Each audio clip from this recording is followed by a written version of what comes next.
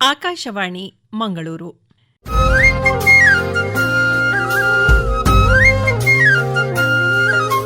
ಕಿಸಾನ್ ವಾಣಿ, ಕಿಸಾನ್ ವಾಣಿ, ಜೈ ಕಿಸಾನ್, ಜೈ ಕಿಸಾನ್, ಜೈ ಕಿಸಾನ್, ಕಿಸಾನ್ ವಾಣಿ. ಈ ಕಾರ್ಯಕ್ರಮದ ಪ್ರಾಯೋಜಕರು ಕೃಷಿ ಹಾಗೂ ರೈತ ಕಲ್ಯಾಣ ಸಚಿವಾಲಯ, ಭಾರತ ಸರ್ಕಾರ. ಪ್ರಧಾನಮಂತ್ರಿ ಕಿಸಾನ್ ಮಾನ್ಧನ್ ಯೋಜನೆ ಸಿಗುವುದು ಪೆನ್ಷನ್ನ ಆಸರೆಯು, ಆಗದು ನಿರಾಸರೆ ಇನ್ನು. ಸಿಗುವುದು ಸಂತಸದ ಕ್ಷಣವು, ಕಳೆಯುವುದು ಸುಖದಿಂದ ವೃದ್ಧಾಪ್ಯ ರಕ್ಷಿತ ಆಗುವ ಅನ್ನದಾತ ಸುರಕ್ಷಿತ ಆಗುವ ಅನ್ನದಾತ. ಪ್ರಧಾನಮಂತ್ರಿ ಕಿಸಾನ್ ಮಾನ್ಧನ್ ಯೋಜನೆಯಿಂದ ಲಘು ಮತ್ತು ಸಣ್ಣ ಹಿಡುವಳಿದಾರ ರೈತರ ಭವಿಷ್ಯವಾಗುತ್ತೆ ಸುರಕ್ಷಿತ. 60 ವರ್ಷ ವಯಸ್ಸಾದ ನಂತರ 3,000 ರೂಪಾಯಿಗಳ ಮಾಸಿಕ ಪೆನ್ಷನ್ ಖಚಿತ. 55ರಿಂದ 200 ರೂಪಾಯಿಗಳ ಮಾಸಿಕ ಶುಲ್ಕ ನೀಡಿ 18ರಿಂದ 40 ವರ್ಷ ತನಕ ರೈತರು ಪ್ರವೇಶಿಸಬಹುದು. ಈ ಅಂಶದಾನ ಯೋಜನೆಯಲ್ಲಿ ಸರ್ಕಾರ ನೀಡುತ್ತದೆ ಸಮಪಾಲು ಕೊಡುಗೆ. ಎಲ್ಲ ರೈತ ಬಾಂಧವರು ಈ ಸೇವೆಯ ಪ್ರಯೋಜನಕ್ಕಾಗಿ ಜನಸೇವಾ ಕೇಂದ್ರಕ್ಕೆ ಹೋಗಿ ಉಚಿತವಾಗಿ ತಮ್ಮ ಹೆಸರನ್ನು ನೋಂದಾಯಿಸಿಕೊಳ್ಳಿ. ಪ್ರಧಾನಮಂತ್ರಿ ಕಿಸಾನ್ ಮಾನ್ಧನ್ ಯೋಜನೆ ಅನ್ನದಾತರ ಪರಿಶ್ರಮಕ್ಕಾಗಿ ಈಗ, ಪೆನ್ಷನ್ನಿಂದ ಅವರ ಮನೆ ಸುರಕ್ಷಿತ. ಕೃಷಿ ಮತ್ತು ರೈತ ಕಲ್ಯಾಣ ಖಾತೆ ಭಾರತ ಸರ್ಕಾರದ ವತಿಯಿಂದ ಜನಹಿತಕ್ಕಾಗಿ ಜಾರಿ. ಆತ್ಮೀಯ ಕೇಳುಗರಿಗೆಲ್ಲ ನಮಸ್ಕಾರ. ಇಂದಿನ ಕಿಸಾನ್ ವಾಣಿ ಕಾರ್ಯಕ್ರಮದಲ್ಲಿ ಮಾಲೆಮಾರ್ನ ರಶ್ಮಿ ಎಆರ್ ಅವರ ತಾರಸಿ ಕೃಷಿ ಅನುಭವದ ಕುರಿತು ಸಂದರ್ಶನವನ್ನು ಕೇಳುವಿರಿ. ಸಂದರ್ಶಕರು ಗಾಯತ್ರಿ ಎಂ. ಇತ್ತೀಚಿನ ದಿನಗಳಲ್ಲಿ ನಗರಗಳಲ್ಲಿ ಜಾಗದ ಕೊರತೆ, ನೀರಿನ ಅಭಾವ ಮತ್ತು ನಗರೀಕರಣಗಳ ನಡುವೆ ಕೃಷಿಯಲ್ಲಿ ಆಸಕ್ತಿ ಇರುವವರು ತಾರಸಿ ಕೃಷಿಯನ್ನ ಮಾಡ್ತಾ ಇದ್ದಾರೆ. ತಮ್ಮ ಮನೆಗಳ ತಾರಸಿ ಬಾಲ್ಕನಿಗಳನ್ನು ಕೈತೋಟ ಮಾಡಲಿಕ್ಕೆ ಬಳಸ್ತಾ ಇದ್ದಾರೆ. ಇಂಥವರಲ್ಲಿ ಒಬ್ಬರಾದ ಮಾಲೆಮಾರ್ನ ರಶ್ಮಿಯವರು ನಮ್ಮ ಜೊತೆ ಸ್ಟುಡಿಯೋದಲ್ಲಿ ಅವರ ತಾರಸಿ ಕೃಷಿ ಅನುಭವವನ್ನ ನಮ್ಮ ಕೇಳುಗರ ಜೊತೆ ಹಂಚಿಕೊಳ್ಳಲಿಕ್ಕೆ ಬಂದಿದ್ದಾರೆ. ನಮಸ್ಕಾರ ರಶ್ಮಿ ಅವರೇ, ನಿಮಗೆ ಕಾರ್ಯಕ್ರಮಕ್ಕೆ ಸ್ವಾಗತ. ನಮಸ್ತೆ ಮೇಡಮ್, ಧನ್ಯವಾದಗಳು. ತಾರಸಿ ಕೃಷಿ ಮಾಡಬೇಕು ಅನ್ನೋ ಯೋಚನೆ ಹೇಗೆ ಬಂತು ನಿಮಗೆ? ಅಂದರೆ ಕೃಷಿ ಕುಟುಂಬದಿಂದ ಬಂದ್ರ ನೀವು? ಇಲ್ಲ, ಕೃಷಿ ಕುಟುಂಬ ಅಂದರೆ ನಮ್ಮ ಅಜ್ಜಿಯ ಕಾಲದವರೆಗೆ ಇತ್ತು, ನಂತರ ಇಲ್ಲ. ನಾವು ಹುಟ್ಟಿ ಬೆಳೆದದ್ದು ಪೇಟೆಯಲ್ಲಿ. ಆದರೆ ನಾವು ಚಿಕ್ಕದಿಂದಲೂ ನಮ್ಮ ಅಜ್ಜಿ, ನಾವು ಬಾಡಿಗೆ ಮನೆಯಲ್ಲಿ ಇದ್ದಾಗ ಕೂಡ ಮನೆಯ ಸುತ್ತಲಿನ ಜಾಗ, ಹಿತ್ತಿಲು, ಎಲ್ಲೆಲ್ಲಿ ಜಾಗ ಸಿಗ್ತದೋ ಅಲ್ಲೆಲ್ಲ ಅವರು ಸಾಧ್ಯ ಇದ್ದಷ್ಟು ತರಕಾರಿ, ಹೂವಿನ ಗಿಡ ಮತ್ತೆ ಸುಡುಮಣ್ಣು ಮಾಡೋದು ಇಂಥದನ್ನೆಲ್ಲ ಮಾಡ್ತಾ ಇದ್ರು. ಸೊ ಅವರ ಹಿಂದೆ ಮುಂದೆ ಸುತ್ತಿಕೊಂಡು ನಂಗೆ ಗೊತ್ತೇ ಇಲ್ಲದ ಹಾಗೆ ಒಂದಷ್ಟು ಆಸಕ್ತಿ ಅದರಲ್ಲಿ ಬೆಳೀತು. ಈಗ ಎಷ್ಟು ವರ್ಷಗಳಿಂದ ನೀವು ತಾರಸಿ ಕೃಷಿ ಮಾಡ್ತಾ ಇದ್ದೀರಿ? ಸಾಧಾರಣ ಒಂದು 8ರಿಂದ 10 ವರ್ಷ ಆಗ್ಬಹುದು. ಈಗ ಯಾವ ಯಾವ ಗಿಡಗಳನ್ನೆಲ್ಲ ಹಾಕೊಂಡಿದ್ದೀರಿ ಈಗ ನೀವು? ಅಂದರೆ ಈ ಮಂಗಳೂರಿನ ವಾತಾವರಣಕ್ಕೆ ಸುಲಭವಾಗಿ ಬೆಳೆಯುವಂಥದ್ದನ್ನು ಮುಖ್ಯವಾಗಿ ಬೆಳೆಸ್ತಾ ಇದ್ದೇನೆ. ಒಂದಷ್ಟು ತರಕಾರಿಗಳಾದ ಬೆಂಡೆ, ಟೊಮೆಟೊ, ಬದನೆ, ನುಗ್ಗೆ ಮತ್ತು ನಿತ್ಯಕ್ಕೆ ಬೇಕಾದಂತಹ ಹಸಿಮೆಣಸು, ಗಾಂಧಾರಿ ಮೆಣಸು ಇತ್ಯಾದಿ. ಮತ್ತು ಬಳ್ಳಿ ತರಕಾರಿಗಳಾದ ಮುಖ್ಯವಾಗಿ ತೊಂಡೆಕಾಯಿ ಬಹಳಷ್ಟು ಆಗ್ತದೆ ನಮ್ಮ. ತೊಂಡೆಕಾಯಿ, ಹೀರೆ, ಪಡುವಲ, ಹಾಗಲಕಾಯಿ, ಹೀಗೆ ಒಂದಷ್ಟು ಗರಗಸದವರೆ, ಅದು ಮುಖ್ಯವಾಗಿ ಚಳಿಗಾಲದಲ್ಲಿ ಆಗುವಂಥದ್ದು, ಸೌತೆ ಇತ್ಯಾದಿ. ಮತ್ತು ಗೆಡ್ಡೆಗಳ ವಿಷಯಕ್ಕೆ ಬಂದಾಗ ನಾನು ಹೆಚ್ಚಾಗಿ ಬೆಳೆಯುವಂಥದ್ದು ಅರಶಿನ, ಗೆಣಸು ಮತ್ತು ಇತ್ತೀಚೆಗೆ ಸುವರ್ಣಗೆಡ್ಡೆಯನ್ನು ಕೂಡ ಬೆಳೆದಿದ್ದೇನೆ.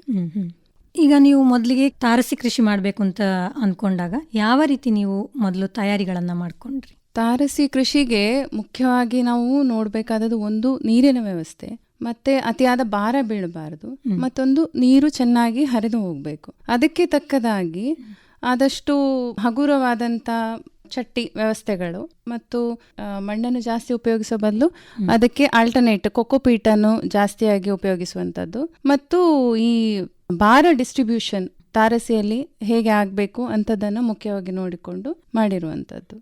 ಅಂದರೆ ಮೊದಲಿಗೆ ಯಾವ ರೀತಿ ನೀವು ಮಾಡ್ಕೊಂಡ್ರಿ? ಮೊದಲಿಗೆ ಮಣ್ಣಿನ ಮಿಶ್ರಣಕ್ಕೆ ಏನೆಲ್ಲ ಬೇಕು, ನಾವು ನರ್ಸರಿಯಿಂದ ಮಣ್ಣು ತರ್ತಾ ಇದ್ದದ್ದು. ಮಣ್ಣು ಮತ್ತೆ ಅದಕ್ಕೆ ಕೊಕೊಪೀಟ್ ಮತ್ತೆ ಭತ್ತದ ಹೊಟ್ಟು, ಅದು ಅದೆಲ್ಲಿ ನರ್ಸರಿಯಲ್ಲಿ ದೊರೆಯುತ್ತದೆ? ಇಲ್ಲ, ಅದು ಈ ಅಕ್ಕಿ ಮಿಲ್ಗಳಲ್ಲಿ ಸಿಗ್ತದೆ. ಅಲ್ಲಿಂದ ಒಂದಷ್ಟು ಅಮೌಂಟ್ ಅವರಿಗೆ ಕೊಟ್ಟರೆ ಗೋಣಿಯಲ್ಲಿ ಕೊಡ್ತಾರೆ. ಅದನ್ನು ತಂದು ಮತ್ತೆ ಒಣ ಎಲೆ, ತರಗೆಲೆಗಳು, ಅದರ ಸಂಗ್ರಹಣೆ, ಅದಷ್ಟನ್ನು ಸೇರಿಸಿ ಒಂದು ಹಂತದವರೆಗೆ ಮಣ್ಣಿನ ಮಿಶ್ರಣ ಮಾಡಿ ಇಡುವಂಥದ್ದು. ನಂತರ ಗಿಡ ನೆಡುವ ಹೊತ್ತಿಗೆ ಅದಕ್ಕೆ ಒಂದಷ್ಟು ಅಂಶಗಳನ್ನು ಸೇರಿಸಬೇಕಾಗ್ತದೆ. ಗೊಬ್ಬರ ಸೇರಿಸಬೇಕು, ಒಂದು ಸ್ವಲ್ಪ ಸುಣ್ಣ, ಮತ್ತೆ ಈ ನಾನು ಟ್ರೈಕೋಡರ್ಮಾ ಮತ್ತು ಸುಡೋಮೊನಾಸ್ಗಳನ್ನು ಕೂಡ ಬಳಸಿದ್ದೇನೆ. ಯಾಕೆ ಯಾಕೆ ಅಂತ ಹೇಳಿದ್ರೆ, ಮತ್ತು ಬೇವಿನ ಹಿಂಡಿ ಕೂಡ ಅದು ಮಣ್ಣಿನ ಫಲವತ್ತತೆ, ಹೌದು, ಮಣ್ಣಿನ ಮಿಶ್ರಣದ ತಯಾರಿ ಅಂದ್ರೆ ಗಿಡ ನೆಡುವ ಹೊತ್ತಿಗೆ ಗಿಡಗಳ ರೋಗ ನಿರೋಧಕ ಶಕ್ತಿ ಜಾಸ್ತಿ ಮಾಡ್ಲಿಕ್ಕೋಸ್ಕರ ಟ್ರೈಕೋಡರ್ಮಾ ಮತ್ತು ಸುಡೋಮೋನಾಸ್ ಕೂಡ ಸ್ವಲ್ಪ ಪ್ರಮಾಣದಲ್ಲಿ ಆ ಮಣ್ಣಿಗೆ ಸೇರಿಸಿದ್ರೆ, ಮತ್ತು ಬೇವಿನ ಹಿಂಡಿ ಅದು ಮಾರುಕಟ್ಟೆಯಲ್ಲಿ ಲಭ್ಯ ಇದೆಯಾ? ಹೌದು ಹೌದು, ಸಿಗ್ತದೆ. ಆನ್ಲೈನ್ ಅಲ್ಲಿ ಕೂಡ ಸಿಗ್ತದೆ. ಹಂಪನಕಟ್ಟೆಯಲ್ಲಿ ಆಗ್ರೋ ಅಂಗಡಿ ಒಂದಿದೆ, ಅಲ್ಲಿ ಸಿಗ್ತದೆ. ಮತ್ತೆ ಪುತ್ತೂರಿನಲ್ಲಿಯೂ ಒಂದಷ್ಟು ಕೃಷಿಗೆ ಬೇಕಾದಂತ ವಸ್ತುಗಳು ಸಿಕ್ಕುವಂತಲ್ಲಿಯೂ ಸಿಗ್ತದೆ ಅದೆಲ್ಲ. ಗಿಡಗಳನ್ನ ಬೆಳೆಸಲಿಕ್ಕೆ ನೀವು ಈಗ ಗ್ರೋ ಬ್ಯಾಗ್, ಪಾಟ್ಗಳು ಆ ತರದೆಲ್ಲ ಬಳಸ್ತೀರಾ? ಹೌದು, ಎಲ್ಲ ಸಾಧ್ಯವಾದಷ್ಟು ಮರುಬಳಕೆ ಮಾಡುವಂತದನ್ನ ನಾನು ನೋಡ್ತಾ ಇರೋದು. ಗ್ರೋ ಬ್ಯಾಗ್ಗಳು ಮತ್ತೆ ದೊಡ್ಡ ಮಣ್ಣಿನ ಚಟ್ಟಿಗಳು, ಗೋಧಿ ಹಿಟ್ಟು ಎಲ್ಲ ಒಂದು ದೊಡ್ಡ ಪ್ರಮಾಣದಲ್ಲಿ ಸಿಗ್ತದಲ್ವಾ, 5-10 kg ಅಂತದ್ದು ದೊಡ್ಡ ಕವರ್ಗಳು, ಮತ್ತೆ ಅಕ್ಕಿ ಚೀಲ ಅಥವಾ ಗೊಬ್ಬರ ತಂದ ಚೀಲಗಳು, ಮತ್ತೆ ಎಷ್ಟೋ ಸಲ ಈ ಹಳೆಯ ಬಕೆಟ್, ಪೇಂಟ್ ಬಕೆಟ್ ಅಂತದನ್ನೆಲ್ಲ ಕೂಡ ಉಪಯೋಗಿಸಿದೆ ನಾನು ಗಿಡ ನೆಡ್ಲಿಕ್ಕೆ. ಒಡೆದು ಹೋದ ಹೂಜಿ, ಮತ್ತೆ ಎಷ್ಟೋ ಸಲ ಕೈಯಲ್ಲಿ ಕೂತು ಚೀಲಗಳನ್ನು ಹೊಲಿದು, ಅಂದ್ರೆ ನಮಗೀಗ ನಮ್ಮ ಸೈಜಿಗೆ ಅಂದ್ರೆ ಅಗಲವಾಗಿರುವಂತ ಬ್ಯಾಗ್ಗಳು ಸಿಕ್ಕುದು ಸ್ವಲ್ಪ ಕಷ್ಟ ಗ್ರೋ ಬ್ಯಾಗ್ ಅಲ್ಲಿ. ಇತ್ತೀಚೆಗೆ ಅವೈಲೇಬಲ್ ಇದೆ ಮಾರ್ಕೆಟ್ ಅಲ್ಲಿ, ಮೊದಲು ಅದು ಸ್ವಲ್ಪ ಕಷ್ಟ ಆಯ್ತು. ಆ ಹೊತ್ತಲ್ಲಿ ಕೈಯಲ್ಲಿ ಹೊಲಿದು ಉಪಯೋಗಿಸಿದ್ದು ಉಂಟು. ಈಗ ನೀವು ಮೊದಲಿಗೆ ಪ್ರಾರಂಭಿಸುವಾಗ ಈಗ ಬೀಜಗಳನ್ನು, ಗಿಡಗಳನ್ನಾಗ್ಲಿ ಎಲ್ಲಿಂದ ನೀವು ಸಂಗ್ರಹಿಸಿದ್ರಿ? ಮೊದಲು ನಾವು ಊರಿಗೆಲ್ಲ ಹೋದಾಗ, ಸಂಬಂಧಿಕರ ಮನೆಗೆ ಹೋದಾಗ, ಅಲ್ಲಿ ಅವ್ರು ಬೆಳೆಸ್ತಾ ಇದ್ದದನ್ನು ನೋಡಿ ಅವ್ರ ಹತ್ರ ಈ ಅಲಸಂಡೆ ಬೀಜ ಕೇಳುವಂಥದ್ದು, ಬದನೆ ಬೀಜವು, ಸೌತೆ ಬೀಜವು, ಈ ತರ. ಮತ್ತೆ ನಂತರದಲ್ಲಿ ಅಂಗಡಿಯಿಂದ ಕೂಡ ತರ್ತಾ ಇದ್ದೆ ನಾನು. ಮತ್ತು ಒಂದ್ಸಲ ನಾನು ಬೆಳೆಸಿದ ನಂತರ ಆ ಬೀಜಗಳನ್ನು ಸಂಗ್ರಹಿಸಿ ಅದನ್ನು ಫ್ರಿಡ್ಜಿನಲ್ಲಿ ಏರ್ಟೈಟ್ ಕವರ್ಗಳಲ್ಲಿ ಹಾಕಿಟ್ರೆ ದೀರ್ಘಕಾಲದ ನಂತರ ಕೂಡ ಅದನ್ನು ಉಪಯೋಗಿಸಬಹುದು. ಈಗ ಮೊದಲ ಹಂತದಲ್ಲಿ ನೀವು ಬೀಜಗಳನ್ನು ಎಲ್ಲ ಗಿಡ ಮಾಡುವಂತಹ ವಿಧಾನ ಹೇಗೆ, ನೀವು ಹೇಗೆ ಮಾಡ್ತೀರಿ? ನಾನು ಒಂದು ರಾತ್ರಿ ಪೂರ್ತಿಯಾಗಿ ಬೀಜಗಳನ್ನ ನೆನೆಸ್ತೇನೆ. ಅಂದ್ರೆ ಅಲ್ಲಿ ಕೂಡ ಈ ಕೆಲವು ಬೀಜಗಳಿಗೆ, ಈಗ ಫಾರ್ ಎಕ್ಸಾಂಪಲ್ ಹಾಗಲ ಬೀಜ ಎಲ್ಲ ಬೇಗ ಮೊಳಕೆ ಹೊಡೆಯುವುದಿಲ್ಲ, ಅದರ ತುದಿಯನ್ನು ಒಂದು ಸಣ್ಣಕ್ಕೆ ಕತ್ತರಿಸಬೇಕಾಗ್ತದೆ. ಆ ರೀತಿ ಮಾಡಿ ಅದನ್ನು ಸಾಧಾರಣ ರಾತ್ರಿ ಪೂರ್ತಿ ನೆನೆಸಿ ಬೆಳಿಗ್ಗೆ ಅದನ್ನು ತೆಗೆದು ಈ ಟಿಶ್ಯೂ ಅನ್ನು ಒದ್ದೆ ಮಾಡಿ ಟಿಶ್ಯೂ ಒಳಗಡೆ ಹಾಕಿ ಅದನ್ನು ಮುಚ್ಚಿ ಏರ್ಟೈಟ್ ಡಬ್ಬಿ ಒಳಗೆ ಕತ್ತಲಿನ ಜಾಗದಲ್ಲಿ ಅಥವಾ ಫ್ರಿಡ್ಜಿನ ಮೇಲೆ ನೇರವಾಗಿ ಬೆಳಕು ಬೀಳದಂತ ಜಾಗದಲ್ಲಿ ಇಡುದು. ಮತ್ತೆ ಕ್ರಮೇಣ 1-2-3 ದಿನದಲ್ಲಿ ಅದು ಮೊಳಕೆ ಬಂದ ನಂತರ ಅದನ್ನು ಈ ಸಣ್ಣ ಪ್ಲಾಸ್ಟಿಕ್ ಕವರ್ಸ್ ಎಲ್ಲ ಬರ್ತಲ್ಲ ನಾವು ಗ್ರಾಸರಿ ಐಟಮ್ಸ್ ತರುವಾಗ, ಅಂತದ್ರಲ್ಲಿ ಕೊಕೋಪೀಟ ಹಾಕಿ ಡ್ರೈನೇಜ್ ಹೋಲ್ಸ್ ಮಾಡ್ಕೊಳ್ಬೇಕು. ಕೊಕೋಪೀಟ ಹಾಕಿ ಈ ಸಣ್ಣ ಮೊಳಕೆಯನ್ನ ಅದರಲ್ಲಿ ಇಡುವುದು ಫಸ್ಟಿಗೆ. ಅದರಲ್ಲಿ ಗಿಡ ಬಂದಾಗ ಸಾಧಾರಣ ಒಂದು 15 ಸೆಂಟಿಮೀಟರ್ ಅಷ್ಟು ಉದ್ದ ಬಂದಾಗ ನಂತರ ಅದನ್ನು ಆ ಕೊಕೋಪೀಟ ಸಮೇತ ಈ ಗ್ರೋ ಬ್ಯಾಗ್ಗಳಿಗೆ ಶಿಫ್ಟ್ ಮಾಡುವಂಥದ್ದು. ಬೀಜ ಹಾಕಿದ ನಂತರ ಅದು ಮೊಳಕೆ ಬಂದ ಮೇಲೆ ಗಿಡಗಳನ್ನ ಯಾವ ರೀತಿ ಗ್ರೋ ಬ್ಯಾಗ್ಗಳಿಗೆ ಸ್ಥಳಾಂತರಿಸುವಂತ? ಈಗ ನಾನು ಹೇಳಿದ ಹಾಗೆ ಕೊಕೋಪೀಟಿನಲ್ಲಿ ಇರುವ ಕಾರಣ ಆ ಗಿಡಗಳ ಬೇರಿದೆಲ್ಲ ಅದು ಕೊಕೋಪೀಟಿನೊಳಗೆ ಚೆನ್ನಾಗಿ ಹರಡಿಕೊಂಡಿರ್ತದೆ. ಆಗ ಆ ಕವರನ್ನ ಒಂದು ಕೈಯಲ್ಲಿ ಗಟ್ಟಿಯಾಗಿ, ಎಡ ಕೈಯಲ್ಲಿ ಗಟ್ಟಿಯಾಗಿ ಹಿಡ್ಕೊಂಡು ಉಲ್ಟಾ ಮಾಡಿ ಆ ಗಿಡವನ್ನು ನಮ್ಮ 2 ಬೆರಳಿನ ನಡುವಲ್ಲಿ ಬರುವ ರೀತಿಯಲ್ಲಿ ಹಿಡ್ಕೊಂಡು ಬಲಗೈಯಿಂದ ತೆಗೆದ್ರೆ ಇಡೀ ಗಿಡವೇ ಬರ್ತದೆ ನಿಮ್ಗೆ, ಅಂದ್ರೆ ಆ ಕೊಕೋಪೀಟ್ ಸಮೇತ. ಆಗ ಬೇರಿಗೆ ಯಾವ ಪೆಟ್ಟು ಆಗುದಿಲ್ಲ. ಅಥವಾ ನೀವು ಆ ಪ್ಲಾಸ್ಟಿಕ್ ಕವರ್ಗಳನ್ನ ತುಂಡರಿಸಿ ಕೂಡ ಕೊಕೋಪೀಟ್ ಸಮೇತ ತೆಗೆದು ಕೂಡ ನೆಡಬಹುದು. ನೀರಿನ ನಿರ್ವಹಣೆ ಎಲ್ಲ ಯಾವ ರೀತಿ ಮಾಡ್ತೀರಿ? ಅಂದ್ರೆ ಈಗ ನೀರಿನ ಅಭಾವ ಎಲ್ಲ ಜಾಸ್ತಿ ಇರುವ ಸಂದರ್ಭದಲ್ಲಿ ನಮ್ಮಲ್ಲಿ ಮಳೆಗಾಲ ಬಿಟ್ಟು ಬಾಕಿ ಎಲ್ಲ ಸಮಯದಲ್ಲೂ ಅಡಿಗೆ ಮನೆಯಲ್ಲಿ ತರಕಾರಿ ತೊಳೆದ ನೀರು, ಅಕ್ಕಿ ಬೇಳೆ ತೊಳೆದ 2ನೇ ಮತ್ತು 3ನೇ ನೀರು, 1ನೇ ನೀರು ಉಪಯೋಗಿಸುವುದಿಲ್ಲ, ಅದನ್ನು ಚೆಲ್ಲಿ ಬಿಡ್ತೇವೆ. ಕೆಮಿಕಲ್ ಇದೆ ಅಂತ. ಹೌದು ಹೌದು. ಬಟ್ಟೆ ತೊಳೆದ ನೀರು ಇರ್ತದಲ್ಲ 2ನೇ ಮತ್ತೆ 3ನೇ ನೀರು, ಇಂಥದ್ದನ್ನೆಲ್ಲ ಆದಷ್ಟು ಗಿಡಗಳಿಗೆ ಹಾಕುವಂಥದ್ದು. ಮತ್ತೆ ಗಂಜಿ ತೆಳಿ ಅದನ್ನು ಕೂಡ ಈ ಬಸಳೆಗೋ ತೊಂಡೆ ಬಳ್ಳಿಯ ಬುಡಕ್ಕೋ ಹಾಕ್ತೇವೆ. ಸಾಮಾನ್ಯವಾಗಿ ಯಾವುದನ್ನು ನೀರನ್ನು ಹಾಳು ಮಾಡದೆ ಗಿಡಗಳಿಗೆ ಉಪಯೋಗಿಸ್ತೇವೆ. ಮತ್ತೆ ನಮ್ಮಲ್ಲಿ ಬಾವಿ ಇರುವ ಕಾರಣ ಬಾವಿ ನೀರನ್ನು ಸೇದಿ ಕೂಡ ಹಾಕಿದ್ದು ಉಂಟು. ಈಗ ಮಣ್ಣಿನ ಪೋಷಕಾಂಶಗಳ ನಿರ್ವಹಣೆಗೆ ಗೊಬ್ಬರಗಳ ಅಗತ್ಯತೆ ಇರ್ತದೆ. ನೀವು ಗೊಬ್ಬರವನ್ನು ಹೊರಗಡೆಯಿಂದ ತರ್ತೀರಾ ಅಥವಾ ಮನೆಯಲ್ಲೇ ತಯಾರಿ ಮಾಡ್ತೀರಾ? ನಾನು 2 ಕೂಡ ಮಾಡ್ತೇನೆ. ಮನೆಯಲ್ಲಿಯೂ ತಯಾರಿಸ್ತೇನೆ, ಹೊರಗಿಂದಲೂ ತರ್ತೇನೆ. ಮನೆಯಲ್ಲಿ ಈ ಅಡಿಗೆ ಮನೆಯ ತ್ಯಾಜ್ಯ ಅಂದ್ರೆ ಹಸಿ ಕಸ, ತರಕಾರಿ ಮತ್ತು ಹಣ್ಣಿನ ಸಿಪ್ಪೆಗಳು ಮುಖ್ಯವಾಗಿ ಅದನ್ನು ಮಾತ್ರ ಉಪಯೋಗಿಸುವಂಥದ್ದು. ಅದನ್ನು ಸಣ್ಣಕ್ಕೆ ತುಂಡರಿಸಿ ಹಾಕಿದ್ರೆ ಬೇಗ ಗೊಬ್ಬರ ಆಗ್ತದೆ. ಅದನ್ನು ತಯಾರಿಸುವ ವಿಧಾನ ಹೇಗೆ ಹೇಳಿದ್ರೆ, ಮೊದಲಿಗೆ ಒಂದಷ್ಟು ಒಣ ಎಲೆ ಅಥವಾ ಕೊಕೋಪೀಟ್ ಅಂದ್ರೆ ಈ ತೆಂಗಿನ ನಾರಿನ ಹುಡಿ ಏನಿದೆ ಅದನ್ನು ಹಾಕುದು. ನಂತರ ಒಂದಷ್ಟು ಬೆಲ್ಲ ಮತ್ತು ಹುಳಿ ಮಜ್ಜಿಗೆ ಆ ಮಿಶ್ರಣವನ್ನು ಹಾಕುವಂಥದ್ದು. ನಂತರ ಹಸಿ ಕಸ ಅಂದ್ರೆ ಈ ಸಿಪ್ಪೆಗಳು ಇದು. ಅದರ ನಂತರ ವಾಪಸ್ ಅದ್ರ ಮೇಲೆ ಒಣ ಕಸ. ಹೀಗೆ ನಿತ್ಯದಲ್ಲಿ ಒಂದು ಪದರ ಹಸಿ ಕಸ, ಒಂದು ಪದರ ಒಣ ಕಸ ಹಾಕಿ ಆ ರೀತಿಯಲ್ಲಿ ಗೊಬ್ಬರ ಮಾಡುವಂಥದ್ದು. ಅದರಿಂದ ಬರುವಂತ ನೀರನ್ನು ಕೂಡ ಗಿಡಗಳಿಗೆ ಉಪಯೋಗಿಸ್ತೇನೆ. ಮತ್ತು ಹೊರಗಿಂದ ತರುವಂಥದ್ದು. ಮತ್ತು ಇನ್ನೊಂದು ಏನ್ ಹೇಳಿದ್ರೆ ಈ ಬಯೋ ಎನ್ಸೈಮ್ ಅನ್ನು ಕೂಡ ನಾನು ಮಾಡ್ತೇನೆ. ಅಂದ್ರೆ ಅಂದ್ರೆ ಈ ಕೆಲವು ಸತಿ ನಾವೀಗ ಮನೆಯಲ್ಲಿ ಹಣ್ಣುಗಳು ತಂದಾಗ ಜಾಸ್ತಿ ಆಯ್ತು, ಈಗ ಬಾಳೆಹಣ್ಣು ತುಂಬಾ ಹಣ್ಣಾಯ್ತು, ಯಾರು ತಿನ್ನುವುದಿಲ್ಲ, ಅದನ್ನು ಹಾಗೆ ಬಿಸಾಡೋ ಬದಲು ಆ ಹಣ್ಣನ್ನು ಬಯೋ ಎನ್ಸೈಮಿಗೆ ಉಪಯೋಗಿಸುವಂಥದ್ದು. ಮತ್ತೆ ಈ ಬೆಲ್ಲ ಹುಳಿ ಬಂದಿರ್ತದೆ ಅಂಥದ್ದು, ಅಥವಾ ಈಗ ಇರುವೆ ಬಂತು, ನಾವು ಬೆಲ್ಲವನ್ನು ಬಿಸಾಡೋ ಬದಲು ಅದನ್ನು ಕೂಡ ಈ ಬಯೋ ಎನ್ಸೈಮಿಗೆ ಉಪಯೋಗಿಸುದು. ಅಂದ್ರೆ ಅದು ಮಾಡುವ ವಿಧಾನವನ್ನು ಸ್ವಲ್ಪ ಅದು ಹೇಗೆ ಅಂತ ಹೇಳಿದ್ರೆ 1:3:10 ಅಂತ ಹೇಳಿ, 10 ಪಾಲು ನೀರು, 3 ಪಾಲು ಈ ಹಣ್ಣಿನ ತ್ಯಾಜ್ಯ, ಅಂದ್ರೆ ಕೊಳ್ತದಾಗಬಾರ್ದು, ಅದು ಸರಿಯಾದ ರೂಪದಲ್ಲಿ ಇರಬೇಕು. ಅದೇ ಕಳಿತ ಹಣ್ಣುಗಳು, ಮತ್ತೆ 1 ಪಾಲು ಬೆಲ್ಲ, ಅಂದ್ರೆ ಒಂದು ಸಣ್ಣ ತುಂಡು ಬೆಲ್ಲ, ಮತ್ತು ಈ ಹಣ್ಣಿನ ಸಿಪ್ಪೆ ಅಥವಾ ಹಣ್ಣು ಏನು ಬೇಡದೇ ಇರುವಂತದ್ದು ಇದೆಲ್ಲ ಅದನ್ನು ಸಣ್ಣಕ್ಕೆ ತುಂಡರಿಸಿಕೊಂಡು ಅದು 3 ಏರ್ ಟೈಟ್ ಬಾಟಲ್ಗೆ ಹಾಕಬೇಕು. ಹೇಗೆ ಅಂತ ಹೇಳಿದ್ರೆ ಒಂದು 80% ಮಾತ್ರ ಇದಿಷ್ಟು 3 ವಸ್ತುಗಳು ಇದ್ದು ಒಂದು 20% ಗಾಳಿ ಆಡ್ಲಿಕ್ಕೆ ಜಾಗ ಬೇಕು. ಯಾಕೆಂದ್ರೆ ಅದು ಫರ್ಮೆಂಟ್ ಆದ ಕೂಡಲೇ ಅದರಲ್ಲಿ ಗ್ಯಾಸ್ ಪ್ರೊಡ್ಯೂಸ್ ಆಗ್ಲಿಕ್ಕೆ ಶುರು ಆಗ್ತದೆ. ಮತ್ತೆ ಮೊದಲನೇ ಹಂತದಲ್ಲಿ ಏನಂದ್ರೆ ನಿತ್ಯವೂ ಆ ಬಾಟಲಿಯ ಮುಚ್ಚಳವನ್ನು ನಿಧಾನಕ್ಕೆ ಸ್ವಲ್ಪ ತೆರಿಬೇಕು, ಆಗ ಗ್ಯಾಸ್ ಎಲ್ಲ ಒಂದ್ಸತಿ ಹೊರಗೆ ಹೋಗ್ತದೆ. ಮತ್ತೆ ಕ್ರಮೇಣ ಒಂದು ವಾರ 15 ದಿನ ಆದ ನಂತರ ತಿಂಗಳಿಗೊಮ್ಮೆ ಅಥವಾ 15 ದಿವಸಕ್ಕೊಮ್ಮೆ ಅದನ್ನು ಓಪನ್ ಮಾಡಿದ್ರೆ ಸಾಕು. 3 ತಿಂಗಳಾಗುವಾಗ ಬಯೋ ಎನ್ಸೈಮ್ ರೆಡಿ ಆಗ್ತದೆ. ಅದು ಒಂದು 5-10 ml ಅಷ್ಟು 1 ಲೀಟರ್ ನೀರಿಗೆ ಹಾಕಿ ಗಿಡಗಳಿಗೆ ಕೊಡುವಂಥದ್ದು. ಅದು ಅಂದ್ರೆ ಸ್ಪ್ರೇ ಮಾಡುವಂಥದ್ದು ಅಲ್ಲ, ಬುಡಗಳಿಗೂ ಹಾಕ್ಬೋದು, ಸ್ಪ್ರೇ ಕೂಡ ಮಾಡಬಹುದು. ಅಥವಾ ಈ ಕಿತ್ತಳೆ ಹಣ್ಣು, ನಿಂಬೆ ಹಣ್ಣು ಇದರದೆಲ್ಲ ಬಯೋ ಎನ್ಸೈಮ್ ನಾವು ಅಡಿಗೆ ಕೋಣೆ ಒರೆಸ್ಲಿಕ್ಕೂ ನೆಲ ಒರೆಸ್ಲಿಕ್ಕೂ ಕೂಡ ಉಪಯೋಗಿಸುದು. ತುಂಬಾ ಪರಿಮಳ ಇರ್ತದೆ, ಏನು ಕೊಳ್ತ ಸ್ಮೆಲ್ ಎಲ್ಲ ಇರುವುದಿಲ್ಲ. ಅಂದ್ರೆ ನೀವು ಫರ್ಮೆಂಟೇಶನ್ ಏನು ಮಾಡ್ತೀರಿ ಅದು ಕರೆಕ್ಟ್ ಆದ್ರೆ ಚೆನ್ನಾಗಿರ್ತದೆ, ಒಳ್ಳೆ ಪರಿಮಳ ಇರ್ತದೆ. ತರಕಾರಿ ಮಾಡುವುದು ಅಂತ ಹೇಳಿದ್ರೆ ರೋಗ ಕೀಟಗಳು ಧಾರಾಳವಾಗಿ ಕಾಣುವಂತ ಜಾಗ, ಅದರ ನಿರ್ವಹಣೆಯನ್ನು ನೀವು ಹೇಗೆ ಮಾಡ್ತೀರಿ? ಮುಖ್ಯವಾಗಿ ಮಣ್ಣಿನ ಮಿಶ್ರಣವನ್ನು ಒಳ್ಳೆ ರೀತಿಯಲ್ಲಿ ಮಾಡುವಂಥದ್ದು. ಈ ಬೇವಿನ ಹಿಂಡಿ, ಸ್ವಲ್ಪ ಸುಣ್ಣ, ಗಿಡಗಳನ್ನು ನೆಡುವ ಹಂತದಲ್ಲಿ ಮಣ್ಣಿನ ಫಲವತ್ತತೆ, ರೋಗ ನಿರೋಧಕ ಶಕ್ತಿ ಮೊದಲ ಹಂತದಲ್ಲಿ ಅದನ್ನು ನೋಡ್ಕೊಳ್ಬೇಕು. ನಂತರ ಗಿಡ ಬೆಳೆಯುವ ಸಮಯದಲ್ಲಿ ತುಂಬಾ ಕೀಟಗಳ ಬಾಧೆ ಇರ್ತದೆ. ಆಗ ದಿನಕ್ಕೆ 1 ಸತಿ ಅಥವಾ 2 ಸರ್ತಿ ನೀವು ಒಂದು ನಿಮ್ಮ ಕೈತೋಟಕ್ಕೆ ಸುತ್ತು ಹಾಕಿ ಒಂದು ಸಲ ಎಲೆಯ ಅಡಿಯನ್ನು ಪರೀಕ್ಷೆ ಮಾಡಿದ್ರೆ ಸಾಧಾರಣವಾಗಿ ನಮಗೆ ಆರಂಭಿಕ ಹಂತದಲ್ಲಿ ಗುರುತಿಸಿ ಮ್ಯಾನೇಜ್ ಮಾಡಲಿಕ್ಕೆ ಸುಲಭ ಆಗ್ತದೆ. ಅದನ್ನು ನಿಯಂತ್ರಿಸಲಿಕ್ಕೆ ಸಾಧ್ಯ ಆಗ್ತಿಲ್ಲ ಅನ್ನೋದ್ರ ಒಳಗೆ ನಾವು ಆ ಗಿಡಗಳನ್ನು ಕತ್ತರಿಸಿ ಹಾಕೋದು ಅಥವಾ ಆ ಗಿಡಗಳನ್ನು ಐಸೋಲೇಟ್ ಮಾಡುವಂಥದ್ದು, ಈ ರೀತಿಯಲ್ಲಿ ನಾವು ಸುಲಭವಾಗಿ ಆರಂಭಿಕ ಹಂತದಲ್ಲಿ ತಡೆಗಟ್ಟಬಹುದು. ಇನ್ನೊಂದು ಆಪ್ಷನ್ ಏನು ಹೇಳಿದ್ರೆ ಈ ಕಹಿಬೇವಿನ ಎಣ್ಣೆಯ ಸಿಂಪಡಣೆ. ಅದೊಂದು 15 ದಿವಸಕ್ಕೆ ಒಂದ್ಸತಿ ಏನಾದ್ರೂ ಕೀಟ ಇರ್ಲಿ ಇಲ್ಲದೆ ಇರ್ಲಿ ಆ ರೀತಿ ಮಾಡಬಹುದು. ಅಥವಾ ಕೀಟ ಇದ್ರೆ ಆ ಗಿಡಗಳಿಗೆ ಮಾತ್ರ. ಕಹಿಬೇವಿನ ಎಣ್ಣೆ ಅಂದ್ರೆ ನೀರು ಸೇರಿಸಿಕೊಂಡು, ಬರೀ ನೀರು ಸೇರಿಸಿದ್ರೆ ಅದು ಮಿಕ್ಸಿಂಗ್ ಸರಿಯಾಗುದಿಲ್ಲ. ಅಂದ್ರೆ ಎಣ್ಣೆ ಒಂದು ಕಡೆ, ನೀರು ಒಂದು ಕಡೆ ಇರ್ತದೆ. ಅದಕ್ಕೆ ಯಾವ್ದಾದ್ರು ಲಿಕ್ವಿಡ್ ಡಿಟರ್ಜೆಂಟ್, ಅಂದ್ರೆ ನಾವು ಪಾತ್ರೆ ತೊಳೆಯೋ ಲಿಕ್ವಿಡ್ ಇರ್ಬಹುದು, ಹ್ಯಾಂಡ್ ವಾಶ್ ಯಾವುದು ಕೂಡ ಆಗ್ತದೆ, ಅದನ್ನೊಂದು 2 ಹನಿಯಷ್ಟು ಸೇರಿಸುವಂಥದ್ದು. ಮತ್ತೆ ಈಗ ನಿಮ್ಗೆ ಮಾರ್ಕೆಟ್ ನಲ್ಲಿ ಡಿಟರ್ಜೆಂಟ್ ಸೇರಿಸಿ ಇರುವಂತ ಎಣ್ಣೆ ಸಿಗ್ತದೆ, ಅದನ್ನು ಡೈರೆಕ್ಟ್ ನೀರಿಗೆ 1 ಲೀಟರ್ ನೀರಿಗೆ 5 ml ಏನಾದ್ರೂ ಹಾಕಿ ಸ್ಪ್ರೇ ಮಾಡಿ, ಎಣ್ಣೆ ಹಾಕುವ ಅಗತ್ಯ ಇರುವುದಿಲ್ಲ. ಈಗ ಹವಾಮಾನ ಬದಲಾವಣೆ ಎಲ್ಲ ಆಗ್ತಾ ಇರ್ತದಲ್ಲ, ಈಗ ಮಂಗಳೂರಿನಲ್ಲಿ ಆದ್ರೆ ಸೆಕೆಗಾಲದಲ್ಲಿ ಜೋರು ಸೆಕೆ, ಮಳೆಗಾಲದಲ್ಲಿ ಜೋರು ಮಳೆ, ಆ ಕಾಲದಲ್ಲಿ ಎಲ್ಲ ನೀವು ಯಾವ ರೀತಿ ನಿಮ್ಮ ತರಕಾರಿಗಳನ್ನ, ಗಿಡಗಳನ್ನ ನಿರ್ವಹಣೆಯನ್ನು ನೀವು ಹೇಗೆ ಮಾಡ್ತೀರಿ? ಮಳೆಗಾಲದಲ್ಲಿ ನಿರ್ವಹಣೆ ತುಂಬ ಕಷ್ಟ. ಯಾಕೆಂದರೆ ಅದು ಅತಿಯಾದ ಮಳೆಗೆ ಎಲೆಗಳೆಲ್ಲ ಕೊಳ್ತು ಹೋಗ್ತದೆ. ಮುಖ್ಯವಾಗಿ ಅಲ್ಲಿ ಒಂದು ನಾವು ಕೇರ್ ತಗೊಳ್ಳುವಂಥದ್ದು ಏನಂದರೆ ಈ ಗಿಡಗಳ ಡ್ರೈನೇಜ್ ಹೋಲ್ ಅಂತ ಏನಿರ್ತದಲ್ಲ, ಅಲ್ಲಿಂದ ನೀರು ಸರಿಯಾಗಿ ಇಳಿದು ಹೋಗಬೇಕು. ಮತ್ತು ಈ ಚಟ್ಟಿಗಳನ್ನೆಲ್ಲ ನಾವು ಇಡುವಾಗ ಅಡಿಯಲ್ಲಿ ಕೂಡ ನೀರು ಹರಿದು ಹೋಗುವ ರೀತಿಯಲ್ಲಿ ಸರಿಯಾದ ವ್ಯವಸ್ಥೆ, ಅಂದರೆ ಇಟ್ಟಿಗೆ ಇಡುವಂಥದ್ದು ಅಥವಾ ಸಣ್ಣ ಗ್ರೋ ಬ್ಯಾಗ್ಗಳಂತಾದರೆ ತೆಂಗಿನ ಕರಟವನ್ನು ಅಡಿಯಲ್ಲಿ ಇಟ್ಟು ಅದರ ಮೇಲೆ ಇಡಬಹುದು. ಈ ರೀತಿಯ ವ್ಯವಸ್ಥೆಗಳನ್ನು ಮಾಡ್ಕೋಬೇಕು. ಗಿಡದಲ್ಲಿ ನೀರು ನಿಲ್ತಾ ಇದೆ ಅಂತ ಹೇಳಿ ಯಾಕೆ ಅಂತ ಹೇಳಿ ಪರೀಕ್ಷೆ ಮಾಡಿ, ಕೆಲವು ಸತಿ ಏನಾಗ್ತಂದ್ರೆ ಗಿಡದ ಬೇರು ಆ ಡ್ರೈನೇಜ್ ಹೋಲಿಂದ ಹೊರಗೆ ಬಂದಿರ್ತದೆ, ಆಗ ನೀರು ಸರಿಯಾಗಿ ಹೋಗದೆ ಬ್ಲಾಕ್ ಆಗ್ತದೆ. ಅದಕ್ಕೆ ನಾನು ಏನ್ ಮಾಡ್ತಾ ಇದ್ದೆ ಅಂದ್ರೆ ಈ ಕಲ್ಲನ್ನು ಒಂದು ಸಣ್ಣ ಬಟ್ಟೆಯ ತುಂಡಲ್ಲಿ ಸುತ್ತಿ ಆ ಡ್ರೈನೇಜ್ ಹೋಲಿನ ಬುಡಕ್ಕೆ ಇಡೋದು, ಆಗ ಬೇರು ಹೊರಗೆ ಬರ್ಲಿಕ್ಕೆ ಅದಕ್ಕೆ ಅವಕಾಶ ಸಿಗುವುದಿಲ್ಲ, ನೀರು ಮಾತ್ರ ಇಳಿದು ಹೋಗ್ತದೆ ಆ ರೀತಿಯಲ್ಲಿ.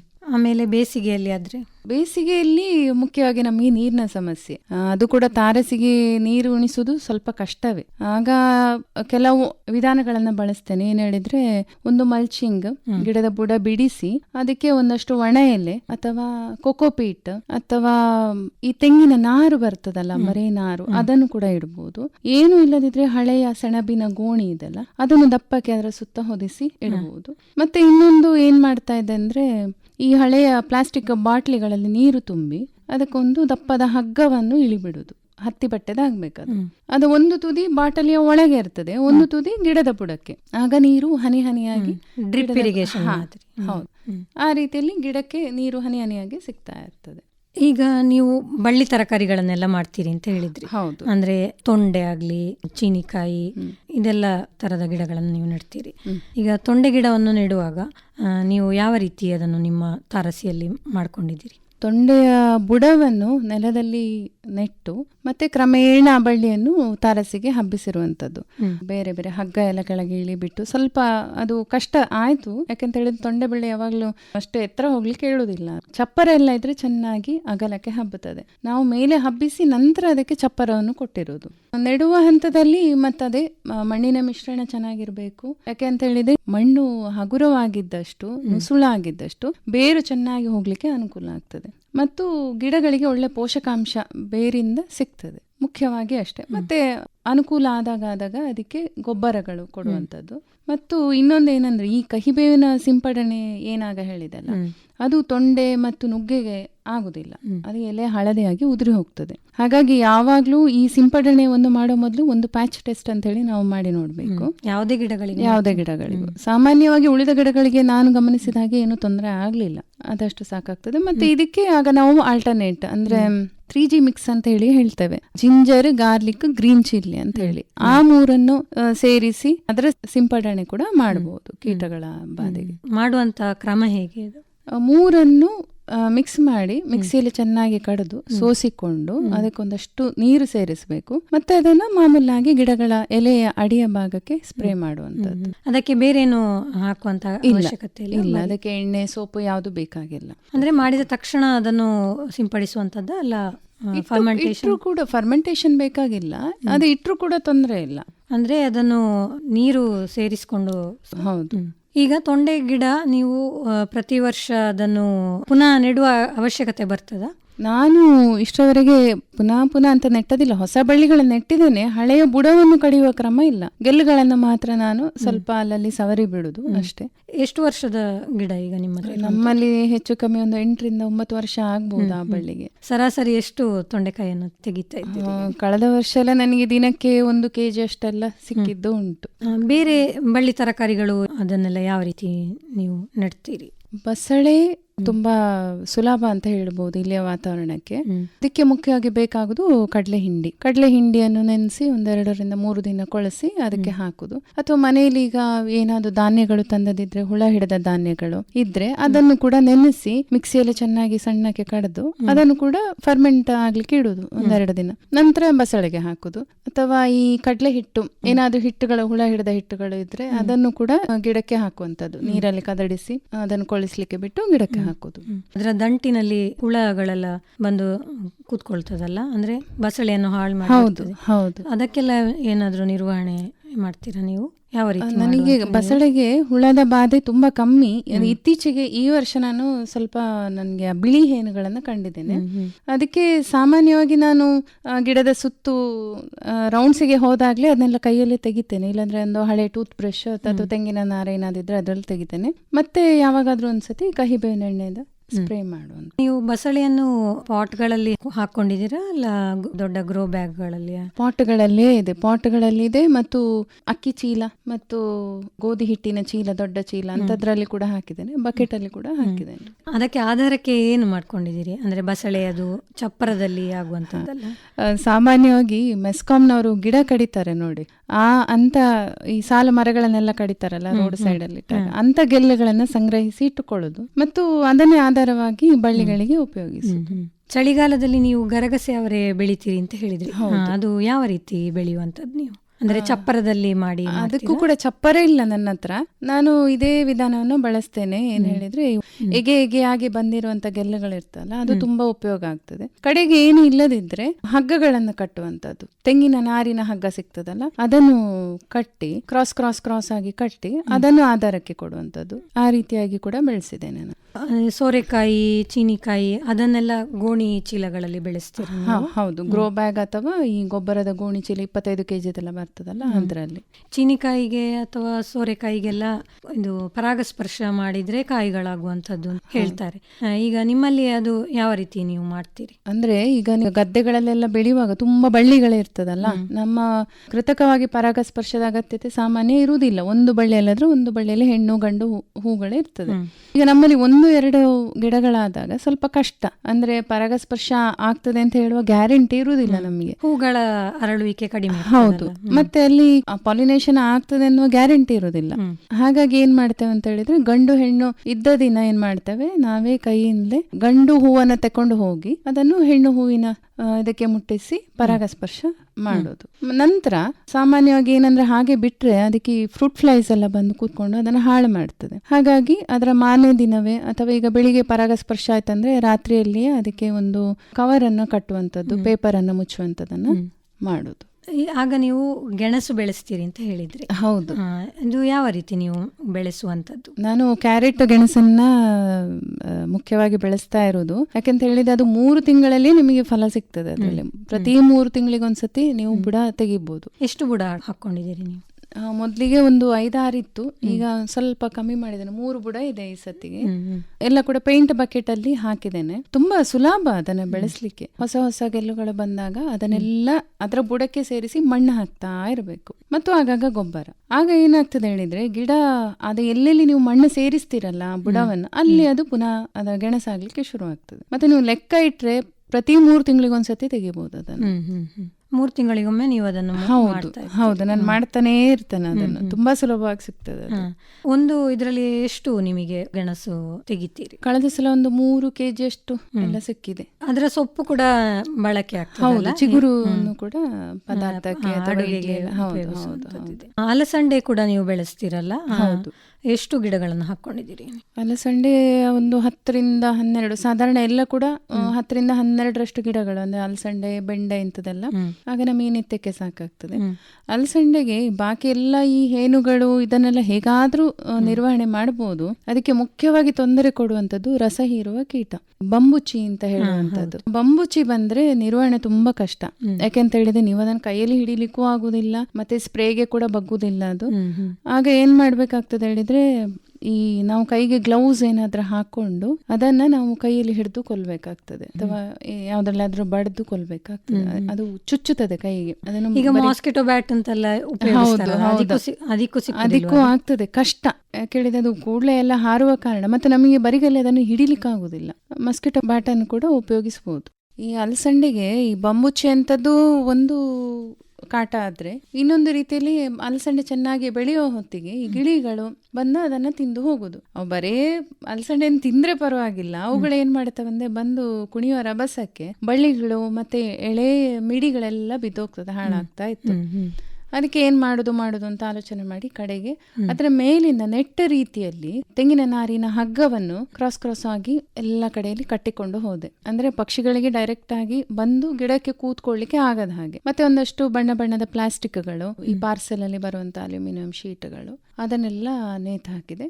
ಅದು ಸಂಗೆ ಒಂದು ಹಂತದವರೆಗೆ ಉಪಯೋಗ ಆಯ್ತು. ತರಕಾರಿ ಗಿಡಗಳು ಅಥವಾ ಹೂವಿನ ಗಿಡ ಯಾವ್ದಾದ್ರೂ ಸರಿ, ಅದಕ್ಕೆ ಹಾರುವ ಕೀಟಗಳು ಒಂದಷ್ಟು ಬರ್ತದೆ, ವೈಟ್ ಫ್ಲೈಸ್ ಅಂತ ಹೇಳ್ತಾರೆ, ಅಥವಾ ಬೇರೆ ಬೇರೆ ಸುಮಾರು ಕೀಟಗಳಿದಾವೆ, ಸಣ್ಣ ಸಣ್ಣ ಕೀಟಗಳು, ಜೇಡ ಕೂಡ ಇರಬಹುದು. ಅವುಗಳ ನಿರ್ವಹಣೆಗೆ ಒಂದು ಸ್ಟಿಕ್ಕಿ ಟ್ರ್ಯಾಪ್ ಅಂತ ಹೇಳಿ ಸಿಗ್ತದೆ, ಅದು ಅಂಟುವಂತದ್ದು. ಅದನ್ನೆಲ್ಲ ಅಲ್ಲಲ್ಲಿ ಗಿಡದ ಬುಡದಲ್ಲಿ ಅಥವಾ ಬಳ್ಳಿಯ ಮೇಲ್ಬದಿಯಿಂದ ಅದನ್ನ ಹಗ್ಗದಲ್ಲಿ ಕಟ್ಟಿ ನೇತು ಹಾಕುವಂಥದ್ದು. ಸಾಮಾನ್ಯವಾಗಿ ಈ ಕೀಟಗಳೆಲ್ಲ ಅದಕ್ಕೆ ಆಕರ್ಷಿತವಾಗಿ ಅದಕ್ಕೆ ಅಂಟಿ ಸತ್ತೋಗಿ ಬಿಡ್ತವೆ. ಯಾಕೆ ಹೇಳಿದ್ರೆ ನಮಗೆ ಪ್ರತಿಯೊಂದನ್ನು ನೋಡಿ ತೆಗಿಲಿಕ್ಕೂ ಕಷ್ಟ, ಈ ಹಾರೋ ಕೀಟಗಳನ್ನು ಹಿಡಿಲಿಕ್ಕೂ ಕಷ್ಟ. ಆ ಸಂದರ್ಭದಲ್ಲಿ ಈ ಸ್ಟಿಕ್ಕಿ ಟ್ರ್ಯಾಪ್ ತುಂಬಾ ಉಪಯೋಗ ಆಗ್ತದೆ. ಒಮ್ಮೆ ಬಳಸಿದನ್ನು ಪುನಃ ಬಳಕೆ ಮಾಡ್ಲಿಕ್ಕೆ ಆಗ್ತದ ಅಲ್ಲ? ಪುನಃ ಇಲ್ಲ, ಅದು ಒಂದಷ್ಟು ಸಮಯದ ನಂತರ ಅದೆಲ್ಲ ಅದಕ್ಕೆ ಒಣ ಎಲೆಗಳು, ಕೀಟಗಳು ಎಲ್ಲ ಅಂಟಿಕೊಂಡು ಅದರ ಗಮ್ ಏನಿದೆ ಅಂಟುವಿಕೆ ಹೋಗಿ ಬಿಡ್ತದೆ.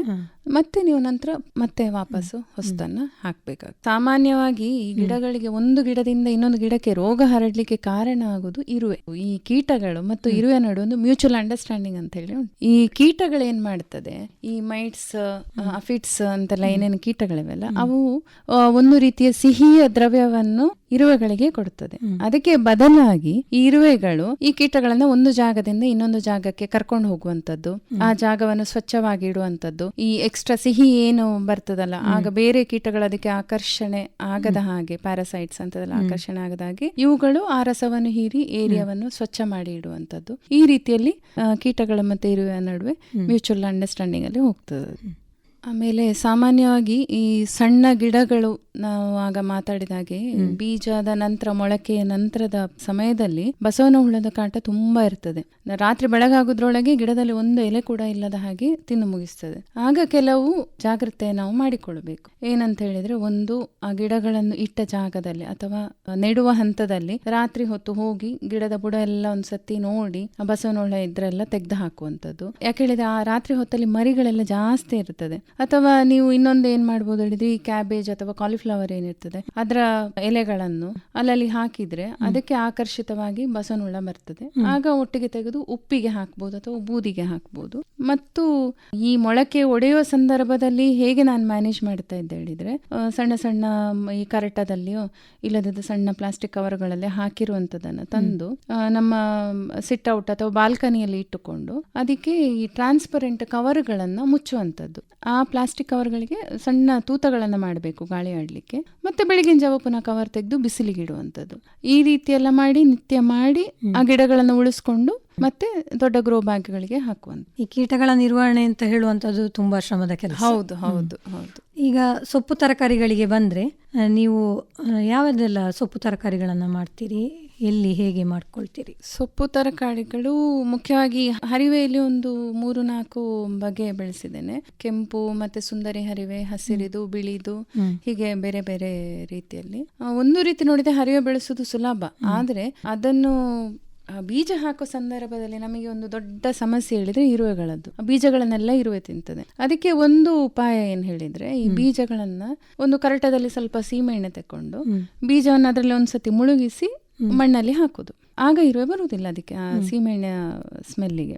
ನಂತರ ಆ ಗಿಡಗಳನ್ನು ಸ್ವಲ್ಪ ದೊಡ್ಡಾದ ಮೇಲೆ ತೆಗೆದು ಬೇರೆ ಜಾಗದಲ್ಲಿ ನೆಡುವಂಥದ್ದು. ಮತ್ತೆ ಅದಕ್ಕೂ ಕೂಡ ಈ ಬಿಳಿ ಹೇನು, ಕಪ್ಪು ಹೇನು ಎಲ್ಲ ಬಾಧೆ ಬರ್ತದೆ. ಅದೇ ನಾನು ಹೇಳಿದ ಹಾಗೆ ಆರಂಭಿಕ ಹಂತದಲ್ಲಿ ನಾವು ಯಾವಾಗ ಗುರುತಿಸಿ ವ್ಯವಸ್ಥೆ ಮಾಡುತ್ತೇವೋ, ಗಿಡ ಒಂದು ಹಂತಕ್ಕೆ ದೊಡ್ಡಾದ ನಂತರ ನಮಗೆ ಅಷ್ಟು ಶ್ರಮ ಆಗುದಿಲ್ಲ ಅಷ್ಟೇ. ಅದಕ್ಕೂ ಕಹಿ ಎಣ್ಣೆ ಸಿಂಪಡಣೆ ಉಪಯೋಗ ಆಗ್ತದೆ. ಮನೆಯ ಅಡುಗೆಗೆ ಬೇಕಾದಂತಹ ತಿಮರೆ ಆಗ್ಲಿ, ಪಾಲಕ್ ಸೊಪ್ಪು ಬೆಳೆಸುವ ಪ್ರಯತ್ನ ಮಾಡಿದ್ದೀರಾ? ಪಾಲಕ್ ಸೊಪ್ಪು ಒಂದು ಬಾರಿ ಮಾತ್ರ ಬೆಳೆದದ್ದು. ಅಷ್ಟು ಅದು ಸ್ವಲ್ಪ ಶ್ರಮದಾಯಕ ಅನಿಸ್ತು. ಇಲ್ಲಿಯ ವಾತಾವರಣಕ್ಕೆ ಅಷ್ಟು ಚೆನ್ನಾಗಿ ಬರಲಿಲ್ಲ ಅದು. ಕೊತ್ತಂಬರಿ ಸೊಪ್ಪು, ಪುದೀನ, ತುಳಸಿ, ತಿಮರೆ ಮತ್ತೆ ಮಿಂಚುಪತ್ರೆ, ವಿಟಮಿನ್ ಸೊಪ್ಪು ಇಂಥದ್ದನ್ನೆಲ್ಲ ಬಾಲ್ಕನಿಯಲ್ಲಿ ಕೂಡ ಬೆಳೆಸಿದ್ದೇನೆ ನಾನು. ಈಗ ಚಳಿಗಾಲದಲ್ಲಿ ಮಾತ್ರ ಮಾಡುವಂತದ್ದ ಅಲ್ಲ, ನೀವು ಎಲ್ಲ ಕಾಲಗಳಲ್ಲಿಯೂ ಮಾಡ್ತಾ ಇರ್ತೀರಿ? ನಾನು ಎಲ್ಲ ಟೈಮಲ್ಲಿ ಮಾಡ್ತಾ ಇರ್ತೇನೆ. ಮಳೆಗಾಲದಲ್ಲಿ ಮಾತ್ರ ಸ್ವಲ್ಪ ಕಮ್ಮಿ. ಹೌದು, ಅಷ್ಟೊತ್ತಿಗೆ ಎಲ್ಲ ನಿಲ್ಸಿ ಆಗಿರ್ತದೆ. ನಂತರ ಆಗಸ್ಟ್ ನಂತರ, ಸಾಮಾನ್ಯವಾಗಿ ಆಗಸ್ಟ್ ನಂತರ ಏನು ಬೆಳಿತೇವೆ ಎಲ್ಲ ಚೆನ್ನಾಗಿ ಬರ್ತದೆ. ಒಂದು ಹಂತದ ಮಳೆ ಎಲ್ಲ ಕಮ್ಮಿ ಆಗಿರ್ತದಲ್ಲ. ಮತ್ತು ಈ ಫೆಬ್ರವರಿ ಎಂಡ್ ಮಾರ್ಚ್ ಆ ಟೈಮಲ್ಲಿ ಕೂಡ ಗಿಡಗಳು ಚೆನ್ನಾಗಿ ಬರ್ತದೆ. ಗಿಡ ನೆಡುವಂಥದ್ದು ಆ ಸಮಯ ಅದಕ್ಕೆ ಸೂಕ್ತ. ಆಗ ಇನ್ನು ಬೇಸಿಗೆ ಪೂರ್ತಿ ಶುರು ಆಗಿರುವುದಿಲ್ಲ, ಚಳಿ ಮುಗ್ದಿರ್ತದೆ, ಬೇಸಿಗೆಯ ಹಂತದಲ್ಲಿರ್ತದೆ. ಹಾಗಾಗಿ ಗಿಡಗಳು ಬೆಳಿಲಿಕ್ಕೆ ಒಳ್ಳೆ ಸಮಯ ಅದು. ಈಗ ಗೆಡ್ಡೆ ತರಕಾರಿಗಳನ್ನು ಬೆಳೆಸ್ತೀರಿ ಅಂತ ಹೇಳಿದ್ರೆ, ಈಗ ಗೆಣಸು ಹೇಗಿದ್ರು ಬೆಳೆಸ್ತೀರಿ ನೀವು, ಸುವರ್ಣಗಡ್ಡೆ ಅದೆಲ್ಲ ಯಾವ ರೀತಿ ನೀವು ಬೆಳೆಸುವಂಥದ್ದು? ಸುವರ್ಣಗೆಡ್ಡೆ ಅದಕ್ಕೆ ಕೂಡ ಒಂದು ದೊಡ್ಡ ಗ್ರೋ ಬ್ಯಾಗ್ ಬೇಕಾಗ್ತದೆ. ನಾನು ಉಪಯೋಗಿಸುವುದು ಈ ಗೊಬ್ಬರದ ಚೀಲಗಳನ್ನು, ದೊಡ್ಡದು 25 kgದು. ಅದಕ್ಕೂ ಹಾಗೆ ಮುಖ್ಯವಾಗಿ ಅದಕ್ಕೆ ಮಣ್ಣು ತುಂಬ ನುಸುಳು ಬೇಕು. ಅದು ನೆಡುವ ಹಂತದಲ್ಲಿಯೇ ಗೊಬ್ಬರ ಹಾಕಬೇಕು. ಮಣ್ಣು, ಗೊಬ್ಬರ, ಒಣ ಎಲೆ ಇದನ್ನು ಪದರಾಗಿ ಜಾಸ್ತಿ ಒಣ ಎಲೆಯನ್ನು ಹಾಕಬೇಕು. ಸುವರ್ಣಗೆಡ್ಡೆ ಬೀಜವನ್ನು ಅಡಿಯಲ್ಲಿ ಹಾಕಬೇಕು. ನಂತರ ಇದನ್ನು ಸೇರಿಸ್ತಾ ಹೋಗುವಂಥದ್ದು. ಒಂದ್ಸಲ ಮೊಳಕೆ ಬಂದ ಮೇಲೆ ಅದರ ಮೇಲೆಯಿಂದ ವಾಪಸ್ ಮಣ್ಣು, ಗೊಬ್ಬರ, ಒಣ ಎಲೆ ಸೇರಿಸ್ತಾ ಹೋಗ್ಬೇಕು. ಅಂದ್ರೆ ಎಷ್ಟು ಸಮಯಕ್ಕೊಮ್ಮೆ ನೀವು ಸೇರಿಸಿ? ಮಣ್ಣು ತಗ್ಗಿದ ಹಾಗೆ ಸೇರಿಸ್ತಾ ಹೋಗುವಂಥದ್ದು. ಈಲ್ಡ್ ಯಾವಾಗ ನೀವು ತೆಗೆಯುವಂಥದ್ದು? ಒಂದು ಹಂತದಲ್ಲಿ ಸುವರ್ಣಗೆಡ್ಡೆ ಎಲೆಲ್ಲ ಹಳದಿ ಆಗ್ಲಿಕ್ಕೆ ಶುರು ಆಗ್ತದೆ. ಆಗ ನೀರು ಹಾಕುವುದನ್ನು ನಿಲ್ಲಿಸಬೇಕು ನಾವು. ಪೂರ್ತಿಯಾಗಿ ಎಲೆ ಒಣಗಿದ ನಂತರ ಗೆಡ್ಡೆಗಳನ್ನು ತೆಗಿಬಹುದು. ಅರಸಿನ ಬೆಳೆಸ್ತೀರಿ ಅಂತ ಹೇಳಿದ್ರೆ ಹೇಗೆ, ಯಾವ ವಿಧಾನದಲ್ಲಿ ನೀವು? ಅರಶಿನ ನಮ್ಮಲ್ಲಿ ಎಷ್ಟು ಬೆಳೀತದೆ ಹೇಳಿದ್ರೆ, ನಮ್ಮ ಮನೆ ಖರ್ಚಿಗೆ ಅದನ್ನೇ ಉಪಯೋಗಿಸುವಂತ. ನೀವು ಪುಡಿ ಮಾಡಿ? ಹೌದು ಹೌದು. ಅದನ್ನ ಒಣಗಿಸಿ ಇಟ್ಟುಕೊಂಡು ಇಟ್ಕೊಂಡು ಬೇಕಾದಾಗ ಹುಡಿ ಮಾಡಿ ಉಪಯೋಗಿಸ್ತೇವೆ. ಡಿಸೆಂಬರ್ನಲ್ಲಿ ಸಾಮಾನ್ಯವಾಗಿ ಅರಶಿಣವನ್ನು ತೆಗೆದು ಒಣಗಿಸುವಂಥದ್ದು. ಅದು ಈಗ ಒಂದು ಸತಿದು ತೆಗೆದ ನಂತರ ಈಗ ನಾನು ಏನ್ ಮಾಡ್ತೇನೆ ಹೇಳಿದೆ, ತಾರಸಿಯಲ್ಲಿ ನಮಗೆ ಮಣ್ಣಿನ ಅಭಾವ ಎಲ್ಲ ಇರುವ ಕಾರಣ ಈ ಸೊಪ್ಪು ತರಕಾರಿಯ ಮಣ್ಣು ಮತ್ತು ಈ ಗೆಡ್ಡೆ ಗೆಣಸು ಏನು ಬೆಳೆಸ್ತೇನೆ ಅದರ ಮಣ್ಣನ್ನ ಸ್ವಾಪ್ ಮಾಡುವಂಥದ್ದು. ಈಗ ನಮಗೆ ಪ್ರತಿ ಸಲ ಬೇರೆ ಮಣ್ಣು ತರ್ಲಿಕ್ಕೆ ಆಗುದಿಲ್ಲ, ಬದಲಾಯಿಸಿಕೊಳ್ಳುವಂಥದ್ದು ಮಣ್ಣನ್ನು ಮೊದಲ ಹಂತ ಅದು. ನಂತರ ಮತ್ತೆ ಅದೇ ಮಣ್ಣಿನ ಮಿಶ್ರಣಕ್ಕೆ ಈ ಒಣ ಎಲೆ ಮುಖ್ಯವಾಗಿ ಬೇಕಾಗುವಂತ ಅದು, ಮತ್ತೆ ಗೊಬ್ಬರ. ಈ ಅರಶಿನ ನೆಡುವಾಗ್ಲೇ ಈ ಗೆಡ್ಡೆಗಳೆಲ್ಲ ಮುಖ್ಯವಾಗಿ ನೆಡುವಾಗ್ಲೇ ನಾವು ಗೊಬ್ಬರ ಕೊಡಬೇಕು. ಅದಕ್ಕೆ ನಾನು ಒಂದು ಗ್ರೋ ಬ್ಯಾಗ್ನಲ್ಲಿ 3 ಒಟ್ಟಿಗೆ ಒಂದೇ ಕಾಲಕ್ಕೆ ಬೆಳೆಸ್ತೇನೆ. ಹೇಗೆ ಹೇಳಿದ್ರೆ, ಅಡಿಯಲ್ಲಿ ಅರಶಿಣದ ಬೀಜಗಳು ಮತ್ತು ಎಲ್ಲ ಒಂದು ಅರ್ಧ ಮುಕ್ಕಾಲರಷ್ಟು ಮಣ್ಣು ತುಂಬಿದ ನಂತರ ಆ ಮಣ್ಣಲ್ಲಿ ಹರಿವೆ ಬೀಜ ಹಾಕುವಂಥದ್ದು. ಯಾಕೆಂದ್ರೆ ಹರಿವೆ ಬೇಗ ಆಗಿ ಮುಗಿಯುತ್ತದೆ. ಮತ್ತೆ ಅದೇ ಚಟ್ಟಿಯಲ್ಲಿ ನಡುವಿನಲ್ಲಿ ಯಾವ್ದಾದ್ರೂ ಬಳ್ಳಿ ತರಕಾರಿ, ಅದು ಹೀರೆಯ ಪಡುವಲವ ಅಥವಾ ಹಾಗಲಕಾಯಿ, ಯಾವ್ದಾದ್ರೂ ಒಂದು ಬಳ್ಳಿ ತರಕಾರಿ, ಆ ರೀತಿಯಲ್ಲಿ ಮಾಡ್ತಾ ಇದ್ದೇನೆ. ಅದು ಆ ಬಳ್ಳಿ ತರಕಾರಿ ಹರಿವೆಲ್ಲ ಆಗಿ ಮುಗಿಯೋದ್ರೊಳಗೆ ಅರಿಶಿನ ಮೇಲೆ ಬರ್ಲಿಕ್ಕೆ ಶುರು ಆಗ್ತದೆ. ಮತ್ತೆ ಏನಿಲ್ಲ, ಒಂದ್ಸಲ ಅರಿಶಿನ ಮೇಲೆ ಬಂದ ನಂತರ ಬೇರೆ ಎಕ್ಸ್ಟ್ರಾ ಯಾವುದನ್ನು ಅದ್ರಲ್ಲಿ ಹಾಕುದಿಲ್ಲ. ಎಷ್ಟು ಪಾಟ್ಗಳಲ್ಲಿ ಹಾಕೊಂಡಿದ್ದೀರಿ ಅರಶಿನವನ್ನು? ಒಂದು 5-6 ಗ್ರೋ ಬ್ಯಾಗ್ಗಳಲ್ಲಿ, ದೊಡ್ಡ ಗ್ರೋ ಬ್ಯಾಗ್ಗಳಲ್ಲಿ, ಮತ್ತೆ ಒಂದು 3-4 ಪೇಂಟ್ ಬಕೆಟ್ ಅದರಲ್ಲಿ ಕೂಡ ಹಾಕಿದ್ದೇನೆ. ಬೀಜಗಳನ್ನೆಲ್ಲ ಎಲ್ಲಿಂದ ಸಂಗ್ರಹಿಸಿದ್ರಿ ನೀವು? ಅರಿಶಿನ ಇತ್ತು, ಅದನ್ನು ಇಷ್ಟು ಪ್ರಮಾಣದಲ್ಲಿ ಬೆಳಿಲಿಕ್ಕೆ ಶುರು ಮಾಡಿದ ನಂತರ ಬಹುಶಃ ಊರಿಂದೆಲ್ಲ ಹೋದಾಗ ತಂದದ್ದು, ಔಷಧಿಗೆ ಅಂತ ತಂದಿಟ್ಟ ಗೆಡ್ಡೆಗಳು ಅದೆಲ್ಲ ಇಟ್ಟುಕೊಂಡು ಶುರು ಮಾಡಿದ್ದು. ಮತ್ತೆ ನಿಮಗೆ 1-2 ಗೆಡ್ಡೆ ಸಿಕ್ಕಿದ್ರೆ ಅದನ್ನ ತುಂಡು ತುಂಡು ಮಾಡಿಕೊಂಡು, ಅಲ್ಲಿ ಎಲ್ಲಿ ಅದು ಮೊಳಕೆ ಬರುವ ಜಾಗ ಇರ್ತದಲ್ಲ ಅಂತ ಜಾಗದಲ್ಲಿ ತುಂಡು ಮಾಡಿಕೊಂಡು ನೀವು 1 3 ಮಾಡ್ಬೋದು, 6 ಮಾಡ್ಬೋದು, ಆ ರೀತಿಯಾಗಿ ಮಾಡಿ ನೆಟ್ಟಂಥದ್ದು. ಈಗ ಒಮ್ಮೆ ಬೀಜ ಹಾಕಿದ್ರೆ ಎಷ್ಟು ಸಮಯ ತಗೊಳ್ತದೆ? ಅದೀಗ ಸಾಧಾರಣ ಅದು ಬೀಜ ಹಾಕುವಂತ ಸಮಯ ಯಾವಾಗ? ಈಗ ಒಂದು ಸತಿ ಇದು ತೆಗೆದ ಕೂಡಲೇ ಅದರಲ್ಲಿ ಹೌದು, ಡಿಸೆಂಬರ್ನಲ್ಲಿ, ಈಗ ನಾನು ಡಿಸೆಂಬರ್ ಕೊನೆಯ ಒಳಗೆ ಎಲ್ಲ ಗೆಡ್ಡೆಗಳನ್ನು ತೆಗಿತೇನೆ. ಅದರಲ್ಲಿ ಒಳ್ಳೆಯ ಗೆಡ್ಡೆಗಳು ನೆಡ್ಲಿಕ್ಕೆ ಆಗುವಂಥದ್ದನ್ನು ಇಟ್ಟುಕೊಂಡು ಉಳಿದದನ್ನೆಲ್ಲ ಬೇಯಿಸಿ ಅಥವಾ ತುರಿದು ಅದನ್ನು ಒಣಗಿಸುವಂಥದ್ದು ಒಂದು. ಮತ್ತೆ ಅದೇ ಹಂತದಲ್ಲಿ ಈ ತೆಗೆದಿಟ್ಟಂತ ಗೆಡ್ಡೆಗಳನ್ನು ಡಿಸೆಂಬರ್ ಎಂಡ್ ಅಥವಾ ಜನವರಿಯಲ್ಲಿ ನೆಡುದು. ಅಡಿಯಲ್ಲಿ, ಮಣ್ಣಿನ ಅಡಿಯಲ್ಲಿ ಹಾಕಿದ್ದು ಸಾಧಾರಣ ಜೂನಲ್ಲಿ ಮಳೆ ಬರುವಾಗ ಮೆಲ್ಲಕ್ಕೆ ನಿಧಾನಕ್ಕೆ ಮೊಳಕೆ ಬರ್ಲಿಕ್ಕೆ ಶುರು ಆಗ್ತದೆ. ಆ ಹೊತ್ತಿಗೆ ಅದು ಮಾತ್ರ ಉಳ್ಕೊಂಡಿರ್ತದೆ. ಈ ಹರಿವೆದ ಸಮಯ ಕೂಡ ಆಗಿರ್ತದೆ, ಬಳ್ಳಿ ತರಕಾರಿಯು ಸಾಮಾನ್ಯವಾಗಿ ಮುಗ್ದಿರ್ತದೆ. ಈ ಅರಶಿನ ಗಿಡ ನೆಟ್ಟ ಹೊತ್ತಿನಲ್ಲಿ ಕೆಲವು ಸತಿ ಅರಶಿನದ ನಂತರದ ಮೇಲಿನ ಭಾಗದಲ್ಲಿ ಸಾಸಿವೆಯನ್ನು ಬೆಳೆದದ್ದು ಉಂಟು. ಮಣ್ಣಿನ ಆ ಜಾಗ ಬಿಸಿಯಾಗದ ರೀತಿಯಲ್ಲಿಯೂ ಆಯ್ತು, ಉಪಯೋಗಕ್ಕೂ ಆಯ್ತು ಅಂತ ಹೇಳಿ ಸಾಸಿವೆ ಕೂಡ ಹಾಕಿದ್ದೆ ಅರಸಿನದ ಜೊತೆಗೆ. ಹೌದು. ಮತ್ತು ಬೇರೆ ಏನು ಬೆಳಿಲಿಕ್ಕೆ ಆಗ್ತದೆ ಅರಸಿನ ಜೊತೆಗೆ? ಅದೇ ಸೊಪ್ಪು ತರಕಾರಿ ಮಾತ್ರ, ಮತ್ತೆ ಬಳ್ಳಿ ಕೂಡ ನಡುವಲ್ಲಿ ಬೆಳೆದಿದ್ದೇನೆ. ಅಂದ್ರೆ ನೀವು ದೊಡ್ಡ ಆಗುವಂತ ಗಿಡಗಳು ಹಾಕಿದ್ರೆ ತೊಂದರೆ ಆಗ್ತದೆ. ಈಗ ಹಸಿಮೆಣಸೆಲ್ಲ ಹೇಳಿದ್ರೆ ಅದು ದೀರ್ಘಕಾಲ ಇರುವಂತ ಗಿಡಗಳು, ಅಂತದನ್ನ ನೆಡುದು ಸ್ವಲ್ಪ ಕಷ್ಟ. ಈ ಬಳ್ಳಿ ತರಕಾರಿ ಹೇಗೂ ಸ್ವಲ್ಪ ಸಮಯದ ನಂತರ ಹೋಗ್ತದೆ, ಬೇಗನೆ ಫಲ ಕೊಟ್ಟು ಮುಗಿಯುವಂತ ಗಿಡಗಳು. ಹೌದು. ಅದಕ್ಕೆ ಏನಾದ್ರೂ ರೋಗ ಬರುವಂತದ್ದೆಲ್ಲ ಉಂಟಾ? ಫಂಗಸ್ ರೀತಿಯದ್ದು ಏನಾದ್ರೂ? ಸಾಮಾನ್ಯವಾಗಿ ನಾನು ಗಮನಿಸಿದ ಪ್ರಕಾರ ನನಗೆ ಇಷ್ಟವರೆಗೆ ಏನು ತೊಂದರೆ ಆಗಿಲ್ಲ. ಆದ್ರೆ ಅರಶಿನದ ಎಲೆಗೆ ಸ್ಪೈಡರ್ ಮೈಟ್ಸ್ ಹೇಳಿ ಬರ್ತದೆ. ಅದು ಎಲೆ ಅಡಿಯಲ್ಲಿ ಇರುವಂತದ್ದು, ಸಣ್ಣ ಚುಕ್ಕೆ ಇರ್ತದೆ. ಅದು ಒಂದು ಬಿಟ್ರೆ ಗೆಡ್ಡೆಗಳಿಗೆ ಇಷ್ಟವರೆಗೆ ಏನು ಅಂದ್ರೆ ಈ ವೈಟ್ ಆಂಟ್ ಗೆದ್ದಲೆಲ್ಲ ಬರುವಂತ ಸಾಧ್ಯತೆ ಇರ್ತದೆ. ಅಂದ್ರೆ ತುಂಬಾ ಸಮಯ ಅದು ತೆಗೆಯದೇ ಇದ್ರೆ, ಹೌದು ತೆಗೆಯದ್ರೆ ಇದ್ರೆ ಫಂಗಸ್ ಅಥವಾ ಗೆದ್ದಲು ಬರುವಂತ ಚಾನ್ಸಸ್ ಇರ್ತದೆ. ಗೆಡ್ಡೆಗಳಲ್ಲಿ ಸ್ವಲ್ಪ ಮಟ್ಟಿಗೆ ಶುಂಠಿ, ನೆಲಮಾವು ಕೂಡ ಬೆಳೆಸಿದ್ದೇನೆ. ಮೂಂಡಿ ಕೆಸು ತುಂಬಾ ಇದೆ ನಮ್ಮಲ್ಲಿ. ಡಿಸೆಂಬರ್ ಸಮಯದಲ್ಲಿ ಅದನ್ನು ಕೂಡ ಕತ್ತರಿಸಿ ಉಪಯೋಗಿಸ್ತೇವೆ. ಮತ್ತು ಹುತ್ತರಿ ಗೆಣಸನ್ನು ಕೂಡ ಬೆಳೆದಿದ್ದೇನೆ. ಹುತ್ತರಿ ಗೆಣಸು ಅಂದ್ರೆ ಏನದು? ಅದು ಒಂದು ರೀತಿಯ ಗೆಡ್ಡೆಯೇ, ಗೆಣಸಿನ ತರ ಇರುತ್ತೆ ನೋಡ್ಲಿಕ್ಕೆ. ಸುವರ್ಣ ಗೆಡ್ಡೆ ರೀತಿಯಲ್ಲಿ ಇರ್ತದೆ, ದೊಡ್ಡ ಗೆಡ್ಡೆ. ಮತ್ತೆ ಬಹುಶಃ ಗಾತ್ರದ ಮೇಲಿಂದ ನಿಮಗೆ ಆ ರೀತಿ ಅನಿಸ್ಲೂಬಹುದು, ಅಥವಾ ಸಣ್ಣ ಗೆಣಸಿನ ತರವೂ ಇರ್ತದೆ ಅದು. ಮುಖ್ಯವಾಗಿ ಈ ಕೊಡಗಿನಲ್ಲಿ ಹುತ್ತರಿ ಹಬ್ಬ ಅಂತ, ಈಗ ಅದು ಇತ್ತೀಚೆಗೆ ಆಯ್ತಷ್ಟೇ, ಆ ಸಮಯದಲ್ಲಿ ಆ ಗೆಣಸನ್ನು ಒಕ್ಕುವ ಕಾರಣ ಹುತ್ತರಿ ಗೆಣಸು ಅಂತ ಹೇಳುದು. ಅದು ಬಹುಶಃ ತೂಣ ಗೆಣಸು ಅಂತ ಕೂಡ ಏನೋ ಹೇಳ್ತಾರೆ. ಮತ್ತು ಒಂದು ಬಾರಿ ಒಂದು ಚಟ್ಟಿಯಲ್ಲಿ ಭತ್ತವನ್ನು ಕೂಡ ಬೆಳೆದಿದ್ದೆ ಖುಷಿಗೋಸ್ಕರ. ಚೆನ್ನಾಗಿ ಬಂತದ್ದು, ಒಂದು ಚಟ್ಟಿಯಲ್ಲ ಅಷ್ಟೇ. ಮಕ್ಕಳಿಗೆ ತೋರಿಸ್ಲಿಕ್ಕೂ ಆಯ್ತು, ಅವರಿಗೂ ಆಸಕ್ತಿ ಬರ್ತದೆ ಹೇಗೆ ಆಗ್ತದೆ ಹೇಳಿ ಮನೆಯಲ್ಲಿ ಅದನ್ನೊಂದು ತೋರಿಸಿದ್ದೇನೆ ಅವರಿಗೆ. ನುಗ್ಗೆ ಗಿಡ ಬೆಳೆದ್ರಿ ಅಂತ ಹೇಳಿದ್ರಿ ನೀವು. ಹೌದು. ಎಷ್ಟು ಗಿಡಗಳನ್ನು ಬೆಳೆದಿದ್ರಿ? ನುಗ್ಗೆ 2 ಚಟ್ಟಿಯಲ್ಲಿ ಇರುವಂತದ್ದು. ಅದು ಎತ್ತರಕ್ಕೆ ಬೆಳೀತದೆ? ಹೌದು. ಯಾವ ರೀತಿ ನೀವು ಅದನ್ನು ನಿರ್ವಹಣೆ ಮಾಡ್ತೀರಿ ಜಾಸ್ತಿ ಎತ್ತರ ಹೋಗದಾಗೆ?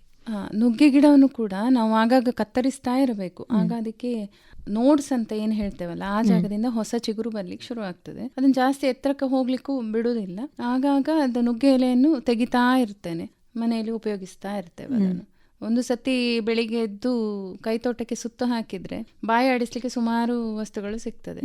ನುಗ್ಗೆ ಸೊಪ್ಪು, ಪುದೀನ, ತುಳಸಿ, ಮತ್ತೆ ಎಳೆ ತೊಂಡೆಕಾಯಿ ಅಥವಾ ಎಳೆಯ ಬೆಂಡೆಕಾಯಿ, ಅಲಸಂಡೆ ಎಲ್ಲವೂ ಒಂದು ಸತಿಗೆ ಬೆಳಗಿನ ತಿಂಡಿ ಅಲ್ಲೇ ಹೌದು ಹೌದು ಒಂದಷ್ಟು ಅದು ಆರೋಗ್ಯದಾಯಕ. ಹೌದು, ತುಂಬಾ ಖುಷಿ ಆಗ್ತದೆ. ಎಲ್ಲ ಫ್ರೆಶ್ ಆಗಿರ್ತದೆ ಆ ಹೊತ್ತಿಗೆ. ವಾತಾವರಣವು ಚೆನ್ನಾಗಿರ್ತದೆ, ಗಿಡಗಳು ಕೂಡ ಚಂದ ಇರ್ತದೆ, ಖುಷಿ ಆಗ್ತದೆ ಅಷ್ಟೊತ್ತಿಗೆ.